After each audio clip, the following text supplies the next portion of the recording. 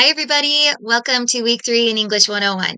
This week, I have some material for you on narrative writing. I've got an article for you to read called Employing Narrative in an Essay.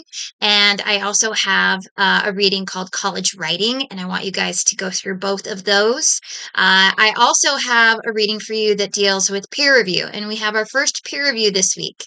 That is called Really Responding to Other Students' Writing, and it's by Richard Straub. It's a wonderful read, and I'd like you to annotate that article. So make sure that you do that this week. And I've got a couple of videos for you to watch. One is called My Literacy Narrative. The other is called Reclaiming the Power of Personal Narrative.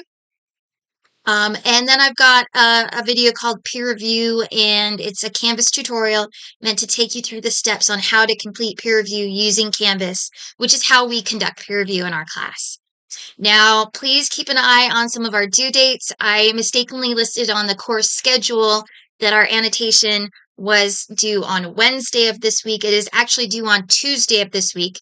The date is correct on Canvas, so make sure that you complete the annotation of Straub's article by the end of the day on Tuesday, and then post to our discussion board on Wednesday. Upload your rough draft for peer review on Wednesday.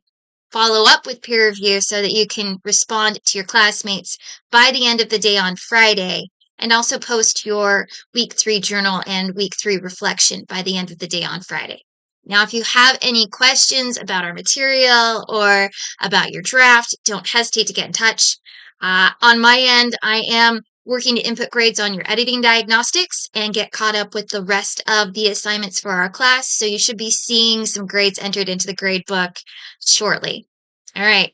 Again, if you have any questions at all, don't hesitate to get in touch. No lecture notes to download this week, just readings and working on your draft and our other assignments. All right, guys, have a great week.